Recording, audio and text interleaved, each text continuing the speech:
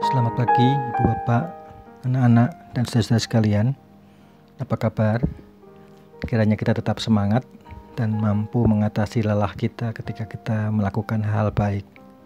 Sebab berbuat baik itu bukan untuk memuaskan orang, melainkan mewujudkan panggilan kita sebagai murid Kristus. Kita akan mendasari dengan satu perenungan bersama dari kitab Kejadian pasal yang ke-27 ayatnya yang ke-8 dan 9 dan 10. Demikian kesaksian firman Tuhan itu akan dibacakan. Maka sekarang anakku, dengarkanlah perkataanku seperti yang kuperintahkan kepadamu. Pergilah ke tempat kambing domba kita, ambillah dari sana 2 anak kambing yang baik, maka aku akan mengolahnya menjadi makanan yang enak bagi ayahmu, seperti yang digemarinya. Bawalah itu kepada ayahmu supaya dimakannya, agar dia memberkati engkau sebelum ia mati. Demikian pembacaan kesaksian firman Tuhan, dan berbahagialah kita semua yang mendengar dan ingin melakukannya dalam keseharian kita. Anak-anak, ibu bapak dan saudara-saudara, cerita Esau dan Yakub dalam pandangan orang Israel itu selalu terkait dengan sejarah jati diri bangsa.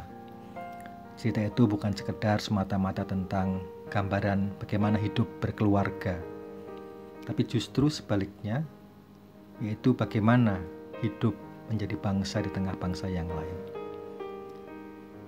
Sejak awalnya, dalam banyak cerita di Midrash atau tafsiran-tafsiran di luar teks yang ada untuk memperbincangkan apa yang kira-kira terjadi, kenapa kok dalam teks tertulis begini dan seterusnya, orang-orang Israel memiliki tradisi mempercakapkan itu.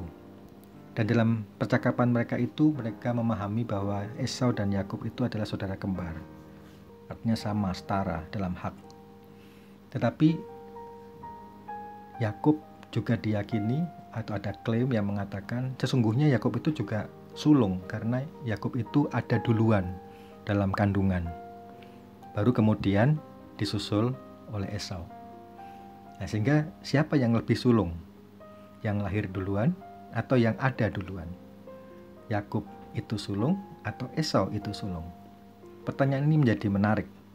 Oleh karena itu dalam Midrash juga ada semacam analogi untuk memecahkan kebuntuan perdebatan itu, yaitu seperti seorang yang meletakkan 2 bola dalam pipa. Bola yang pertama dimasukkan, ada di bagian yang lebih dalam, kemudian disusul oleh bola yang kedua. Ketika bola itu dituang, pipa itu dibalik, dituangkan, maka manakah yang akan keluar lebih dulu? Tentunya bola yang kedua. Meskipun adanya pertama kali itu bukan sulung, tapi dia lahir keluar duluan dari rahim sebagai yang sulung. Itulah Esau. Jadi kalau kita melihat dalam cerita atau pemahaman ini, nampaknya kalaupun Yakub itu kemudian juga memperebutkan hak kesulungan, nampaknya bisa dipahami. Selain juga mungkin masalah Ribka yang menginginkan kedekatan Yakub itu, menginginkan akhirnya Yakub juga tidak kehilangan berkat. Tetapi nampaknya kedua-duanya sebetulnya memiliki hak atau memiliki kesetaraan. Nah, saudara yang dikasihi oleh Tuhan Yesus Kristus, oleh karena itu kita lanjutkan dengan cerita berikutnya, bahwa kemudian seperti yang dituliskan dalam bacaan tadi, Ribka berusaha untuk mempersiapkan Yakub menjadi penerima berkat kesulungan. Setelah Ribka mendengarkan dari Iska yang dikatakan kepada Esau, akhirnya semua disiapkan, dan akhirnya pendek kata, setelah diraba, dicium baunya, dan dimakan masakannya, akhirnya Yakub diberkati oleh Iska. Yakub menjadi orang yang beruntung karena berkat itu.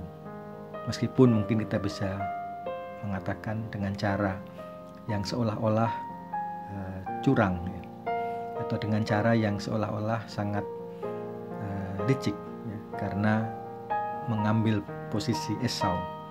Tapi dengan latar belakang perdebatan tadi siapa yang lebih berhak dari siapa, nampaknya itu diabaikan siapa, karena semuanya berhak, semuanya baik. Tetapi nampaknya di sini adalah Esau digambarkan agak mengabaikan atau tidak menjaga sedemikian rupa, tidak menyadari bahwa ada orang yang juga menginginkan hak itu. Dia tidak aware, tidak menyadari bahwa ada adiknya atau ada Yakub yang juga menginginkan itu. Paling tidak ada Ribka yang juga menginginkan itu. Nah, ini yang menjadi persoalan kemudian. Nah, tentu tidak bisa kita mengatakan bahwa Yakub lebih baik atau Esau lebih baik. Dalam teks Alkitab tidak dijelaskan tentang siapa yang baik, semuanya baik. Tapi hanya ditunjukkan bagaimana keinginan Ribka Yakub itu untuk memiliki hak kesulungan itu. Saudara yang dikasihi oleh Tuhan Yesus Kristus, kita akan berefleksi saja dari Yakub. Bagaimana dengan kita? Kita sudah diselamatkan, dan iman kita menyadarkan bahwa keselamatan adalah pemberian Tuhan yang sudah ada pada kita. Tetapi apa artinya itu bila tidak dikerjakan? Jangan sampai keselamatan yang sudah dikaruniakan kepada kita sebagai kesulungan itu juga akhirnya membuat kita menjadi terlena, tidak menyadari bahwa sebetulnya ada orang-orang juga yang juga menginginkan. Itu begitu berharga. Mungkin di mata kita yang sudah memilikinya biasa, tapi sebetulnya ini sangat berharga dan sangat dibutuhkan oleh banyak orang. Oleh karena itu, bisakah kita menghargai hak kesulungan kita juga? Keselamatan yang disadari tetapi tidak diperjuangkan, itu sama dengan mengabaikan keselamatan itu. Sehingga bagaimana yang menjadi panggilan kita adalah itu menghidupi keselamatan tadi, dan agar keselamatan menjadi berakar. Seringkali kita melakukan ritual, seringkali kita juga berdebat dan berbantah-bantah tentang iman dan ajaran mana yang benar dan seharusnya bagaimana hidup kesalehan kita lakukan, dan bagaimana dan siapa yang harus bertanggung jawab untuk ini dan itu dalam hal terkait dengan pengaturan organisasi gereja dan seterusnya. Tapi apakah itu semua membuat kita menjadi berakar dan dalam keselamatan kita? Bagaimana Injil itu bukan sekadar keselamatan yang digenggam, tetapi dihidupi secara bertanggung jawab, diterapkan dan menjadi solusi yang relevan bagi kebutuhan orang banyak. Injil harus menjadi perangai, karakter, tingkah laku, dan dasar bagi setiap keputusan kita dalam bertindak. Dengan demikian, hak kesulungan itu menjadi solusi bagi kehidupan, berakar, dan kemudian dimiliki dan dikerjakan. Ibu bapak, saudara-saudara sekalian, dan anak-anak, mengakhiri renungan pagi ini, sebelum nanti kita berdoa dan memulai hari baru ini, maka marilah kita meyakini diri dengan syukur atas pagi, tapi juga melangkahlah kita nanti dengan niat untuk mengerjakan setiap pengertian baik di dalam Kristus menjadi perbuatan nyata yang melegakan serta menjadi solusi bagi orang lain. Perbuatan baik semacam ini adalah hak keselamatan yang perlu kita tunjukkan dan lakukan. Jangan pernah disia-siakan. Berusahalah untuk memperjuangkannya, bahkan mencarinya seperti Yakub. Menginginkan itu tetap menjadi bagian yang kita miliki. Jangan membiarkannya itu pergi atau terlepas. Jangan mengabarkan nama Yesus tanpa menunjukkan sikap dan tindakan baiknya. Selamat berjuang, jadilah orang Kristen yang relevan, yang solutif, dan menjawab kebutuhan sesama, baik manusia, alam, binatang, dan tumbuh-tumbuhan. Karena hak kesulungan atau keselamatan itu harus berakar dan bertumbuh, dan akhirnya orang juga akan melihat dan orang juga dapat memiliki keselamatan itu sebagaimana Tuhan juga menginginkannya. Tuhan berkati ibu bapak, anak-anak dan saudara-saudara, dan selalu semangat dan sehat bagi kita semua. Amin. Marilah Bapak Ibu kita sekarang berdoa. Kami bersyukur Tuhan, Engkau mengingatkan kami untuk tidak hanya puas dengan hak kesulungan, tetapi yang terlebih adalah bagaimana kami mengupayakan berkat hak kesulungan tadi. Karena kesulungan kami, keselamatan itu harus menjadi berkat, bukan hanya bagi kami, tetapi juga bagi orang lain yang bersama dengan kami.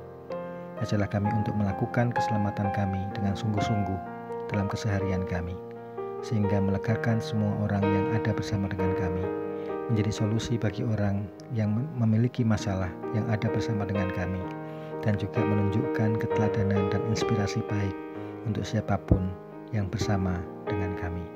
Kasihanilah kami dan tolonglah kami dalam setiap perjuangan kami. Dalam nama Yesus Kristus kami berdoa. Amin.